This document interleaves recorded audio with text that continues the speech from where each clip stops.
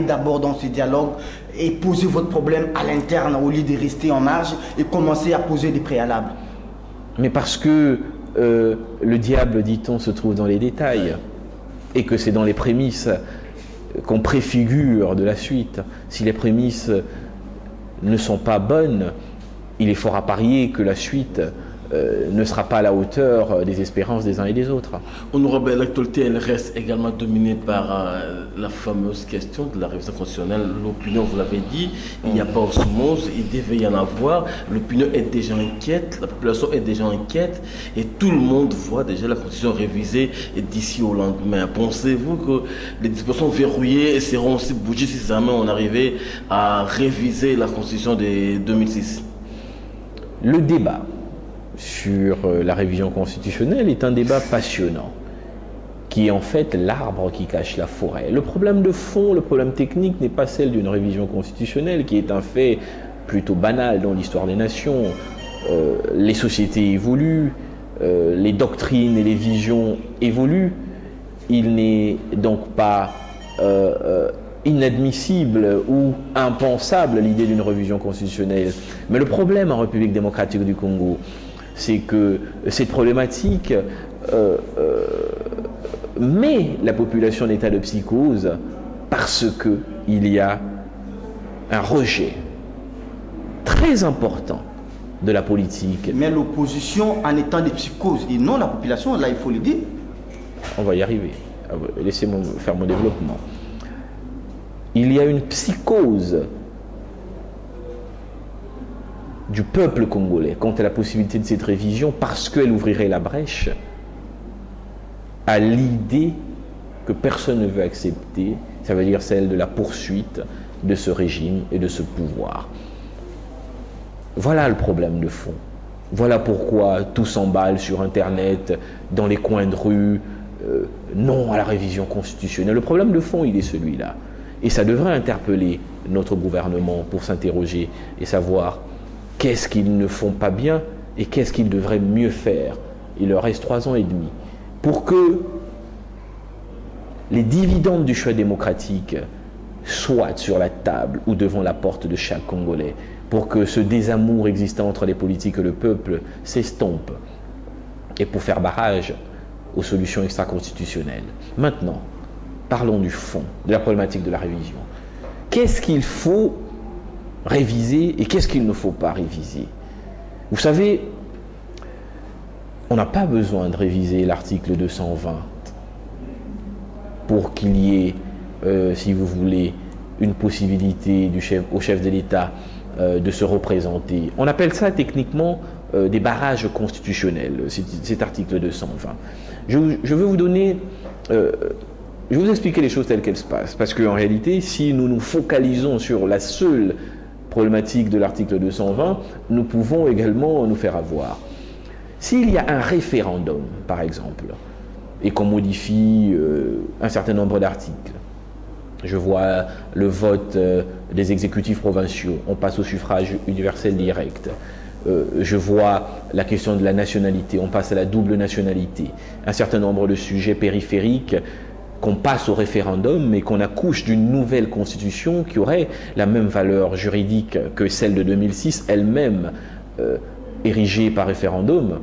Il suffirait, et ça s'est déjà vu en Afrique, qu'il y ait une interrogation soumise à la Cour suprême de justice pour savoir est-ce qu'à partir du moment où nous passons du régime de la Constitution de 2006 au régime de la nouvelle Constitution également mise en place par référendum au niveau des référendums en 2014 par exemple, est-ce que cela donnerait le droit au président de la République de se représenter puisqu'il ne s'agit plus de la même Constitution? C'est des questions qui ont été posées et la jurisprudence de Wade a bien démontré que Wade a pu se représenter. Omar Bongo, à l'époque, avait pu se représenter.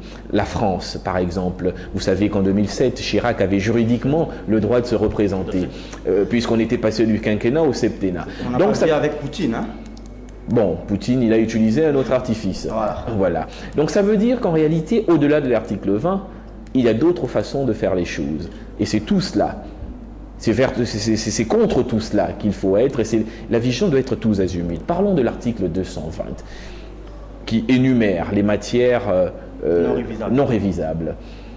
Et si on revisait juste l'article précédent, qui consacrait la nature immuable des articles suivants? C'est une manière de faire également, et les spécialistes du droit constitutionnel le savent. Il suffirait de faire sauter l'article précédent qui dit l'article suivant est un article non modifiable. Si vous faites sauter cet article sans toucher l'autre, vous n'avez pas touché cet article, vous avez juste enlevé l'article qui dit qu'il ne faut pas modifier. Vous voyez, on appelle ça un coup d'état constitutionnel. Donc il n'y a plus, comme le précédent, ce sont des pratiques qu'on a considérées généralement comme des coups d'état constitutionnels. Donc techniquement, il y a plusieurs façons de faire les choses. Mais comment alors empêcher cela? Je crois que c'est ça le vrai problème. C'est ça la grande question. Et c'est là où l'opposition et le peuple congolais doivent agir avec la plus grande vigilance. La plus grande vigilance. L'opposition seule ne pourra pas. Je vais vous expliquer pourquoi. Parce que qu'il s'agisse de la justice, et l'opposition en tant qu'appareil au cœur de la République, parce que qu'il s'agisse de la justice ou des institutions républicaines, elles sont toutes structurées, en tout cas dans notre pays, dans la logique d'une gestion politique liée à une majorité écrasante à l'Assemblée nationale. Donc, la convocation d'un référendum est une nécessité, ils ont les instruments pour le faire. L'interprétation au niveau de la Cour suprême de justice, ils ont les instruments pour y arriver. Et à ce niveau, l'opposition n'a aucun moyen de barrage. La seule façon de bloquer, c'est d'être sûr que la population n'en veut pas. Vous voulez dire que la justice n'est pas aussi indépendante? Quand vous dites que le régime a tous les instruments au niveau de la Cour suprême. Qui nomme les magistrats? Qu'est-ce que vous insinuez? Qui nomme les magistrats et qui les revoque? Qui nomme les magistrats et qui les revoque. C'est un problème qui est posé. Donc, je disais, l'opposition en elle-même, en tant qu'appareil, avec ses moyens de communication, les instruments politiques que lui confère la Constitution, aurait du mal à empêcher cela si cela était à l'ordre du jour au niveau de la majorité. La seule barrière possible, c'est le recours au souverain primaire détenteur de la souveraineté. Et s'il ne vous suit pas? Ça veut dire que la population est pour la révision constitutionnelle. C'est un schéma républicain tout simple. Et vous avez quelles astuces pour qu'ils vous suivent? Quelles astuces? Non, c'est chacun devant sa conscience, c'est chaque citoyen congolais devant sa conscience qui doit savoir qu'il est acteur du devenir de la République. On est dans une situation où la citoyenneté est plutôt passive à bien des égards. Il faut substituer cela par une citoyenneté active, donc des citoyens à même d'agir et de réagir pour la République. Lorsque nous arriverons à ce niveau, nous aurons la possibilité par le souverain primaire de faire en sorte que les institutions soient au-dessus des hommes. Mais tant que nous n'en serons pas là, sachez-le bien, la démocratie représentative et la logique majoritaire des institutions fera toujours triompher la logique de ceux qui sont majoritaires au cœur des institutions. Donc, oui, c'est une menace, oui, c'est possible, mais pour que cela ne se fasse pas, c'est chacun de nous qui doit se préparer à être acteur du refus. Okay. Sans cela, ce ne sera pas possible. Alors, si cette révision, une fois passe par référendum, est-ce qu'on ne passerait pas de la 3e à la 4e République qui changerait beaucoup de choses, évidemment? Là, on aura une autre République qui doit avoir d'autres réalités, d'autres moyens de fonctionnement. Oui, ça c'est une excellente question. Ces terminologies, 1ère, 2e, 3e République, parlons-en un peu. En réalité, c'est une terminologie typiquement française, propre à la République française. Et lorsque nous regardons le cheminement de la République française, nous comprenons mieux cette expression-là. Vous savez, et ça explique les nécessités des révisions constitutionnelles qui ont conduit du passage d'une république à une autre. Et je peux vous faire un bref historique pour ensuite que nous fassions une comparaison sur le Congo. La 1ère République française, c'est celle qui sort de la Révolution française de 1789.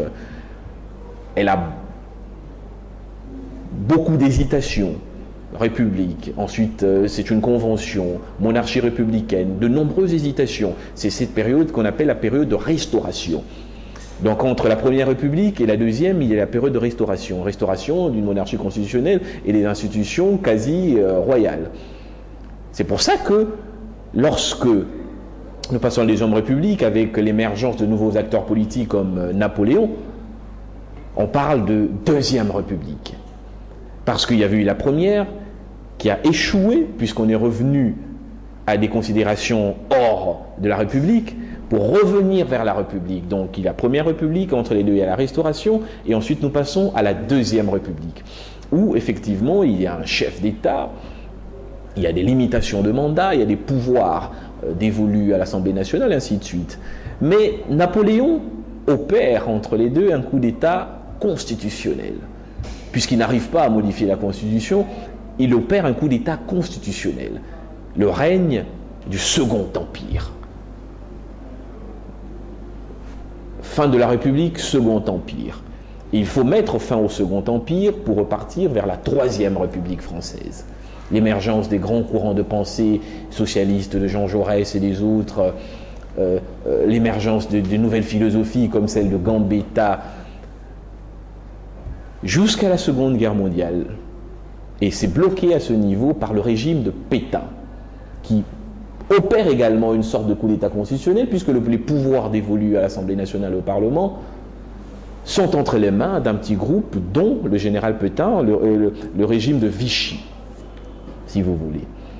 Lorsqu'on sort de la Seconde Guerre mondiale, il y a une révision constitutionnelle qui établit la 4e République française, avec un pouvoir accru donné à l'Assemblée nationale et des mécanismes de représentativité qui ne sont pas calqués sur la logique de la démocratie majoritaire, mais plutôt proportionnelle et qui permettent l'expression des minorités, d'où la difficulté de dégager des majorités et d'avoir des pouvoirs forts. C'est un problème que la France connaît de la 4e République jusqu'à la 5e République voulue par le général de Gaulle en 1958, qui remet, si vous voulez, une nouvelle structuration de la République avec un chef de l'État élu au suffrage universel direct et un Premier ministre émanant de la majorité, le système qui est celui du Congo aujourd'hui. Donc vous voyez l'évolution de ces républiques, elle est logique et correspond à l'histoire. Si nous transposons ça au niveau de la République démocratique du Congo, oui, vous voyez bien qu'il y a dans le fond un problème. Nous n'avons jamais, si vous voulez, cessé d'être une république, du moins en apparence. Mais chez nous, ça correspond généralement à des changements de régime politique, d'un président à un autre. Et donc, la question que vous posiez, c'est de savoir est-ce qu'une révision constitutionnelle de type référendum nous ferait passer au niveau de la 4e République? Je répondrai tout de go.